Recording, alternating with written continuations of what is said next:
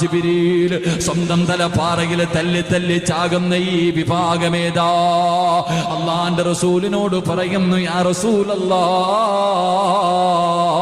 അല്ലാഹുവിന്റെ പ്രവാചകരേ, അവർ നമസ്കാരത്തിൽ അലംഭാവം കാണിച്ചവരാ നബിയേ, നിസ്കരിക്കാത്തവരല്ല.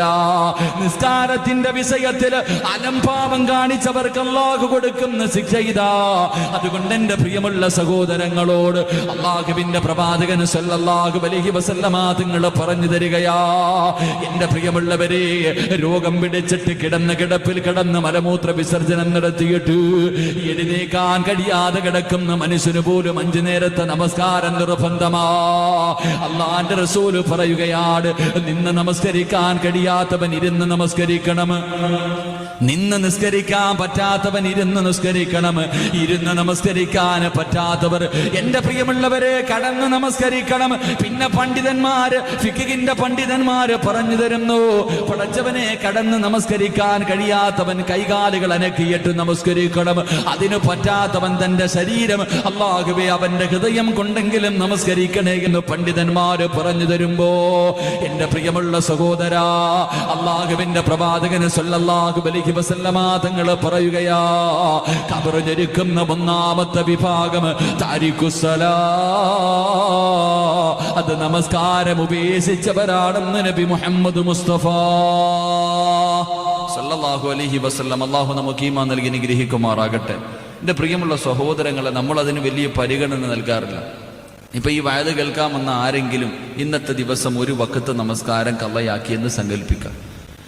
ഇന്നത്തെ അസർ, ഇന്നത്തെ മഗ്രിബ് നമസ്കാരം ആരെങ്കിലും കളയാക്കി, ഇല്ലെങ്കിൽ ഇന്ന് ഇശാ നമസ്കരിച്ചില്ല, നാളെ രാവിലെ പടച്ചവനെ സുബഹിന്റെ സമയത്തൊന്ന് എഴുന്നേറ്റു, സുബഹിന്റെ സമയത്ത് എഴുന്നേറ്റു പടച്ചവനെ ബാങ്കൊക്കെ വിളിച്ചു, സുബഹി നമസ്കാരം കഴിഞ്ഞപ്പോൾ ഓർത്തു, റബ്ബേ, ഇശാ നമസ്കരിച്ചില്ലല്ലോ, ഇശ കളയാക്കി കളഞ്ഞല്ലോ പടച്ചവനെ. എന്നിട്ട് അങ്ങനെ മനസ്സ് തോന്നിയിട്ട് നീ ഇശാ എന്ന് കലാ വീട്ടി നിസ്കരിച്ചു. കാരണമില്ലാതെ ഒരു വഖത്ത് നമസ്കാരം ഏതെങ്കിലും ഒരു മനുഷ്യൻ കളയാക്കിയിട്ട് അവൻ കലാ വീട്ടി നമസ്കരിച്ചാൽ, ആ കലാ വീട്ടി നമസ്കരിച്ച മനുഷ്യൻ 2,28,00,000 വർഷം നരകത്തിൽ കടക്കേണ്ടി വരുമെന്ന് അഷ്റഫുൽ ഖൽഖ് നബി മുഹമ്മദ് മുസ്തഫ. നമസ്കരിക്കാത്തവന്റെ കാര്യം ഇവിടെ ചർച്ചയില്ല. ഒരു വഖത്ത് നമസ്കാരം കളയാക്കിയിട്ട് ആ നമസ്കാരം കലാ വീട്ടി നമസ്കരിച്ചാൽ അവൻ 2,28,00,000 വർഷം നരകത്തിൽ കടന്ന് അനുഭവിക്കേണ്ടി വരുമെന്ന് നബിയുനാ റസൂലുള്ളാഹി. അപ്പൊ നിസ്കരിച്ച കലാ വീട്ടിയവന് കിട്ടുന്ന ശിക്ഷ ഇതാണെങ്കിൽ നിസ്കരിക്കാത്തവന്റെ കാര്യം. മഹാനായ സയ്യിദന ഉമർ ഇബ്നുൽ ഖത്താബ് റളിയല്ലാഹു തആല അൻഹു പറയുന്നു, ഏതെങ്കിലും ഒരു മനുഷ്യൻ ഒരു വഖത്ത് നമസ്കാരം അറിഞ്ഞുകൊണ്ട് കളഞ്ഞാൽ അവൻ കാഫിറാണെന്ന് മഹാനായ സയ്യിദന ഉമർ ഇബ്നുൽ ഖത്താബ് റളിയല്ലാഹു. ഒരൊറ്റ വഖത്ത് നമസ്കാരം, ആ കണക്ക് വെച്ച് നോക്കിയാൽ നമ്മളൊക്കെ ഷഹാദത്ത് കലിമ പറയണം.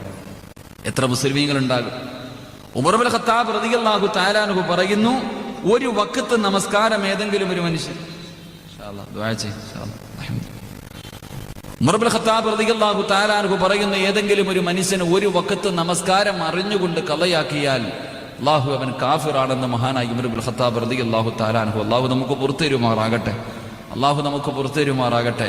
അതുകൊണ്ട് എൻ്റെ പ്രിയമുള്ള സഹോദരങ്ങളെ, നമസ്കരിക്ക്. അള്ളാഹിന്റെ റസൂല് പറഞ്ഞു, യുർഫഉ അൻഹു ദീകലീശ, 5 നേരം നമസ്കരിച്ച നിന്റെ ജീവിതത്തിലെ സർവ്വ പ്രശ്നങ്ങൾക്കും പരിഹാരമാണ് നമസ്കാരമെന്ന് നബിയുനാ റസൂലുള്ളാഹി സ്വല്ലല്ലാഹു.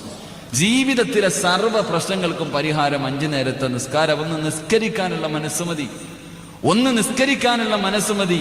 അള്ളാഹുവിന്റെ റസൂല് പറഞ്ഞു, നിന്റെ ജീവിതത്തിൽ ഖൈറും ബർക്കത്തും സന്തോഷവും സമാധാനവും നിനക്ക് ലഭിക്കുമെന്ന് നബി മുഹമ്മദ് മുസ്തഫ സല്ലല്ലാഹു അലൈഹി വസല്ലം. അതുകൊണ്ട് ഖബർ ഞെരുക്കുന്ന 1ാമത്തെ വിഭാഗം നിസ്കരിക്കാത്തവർ, ഞാൻ വിശദീകരിക്കുന്നില്ല.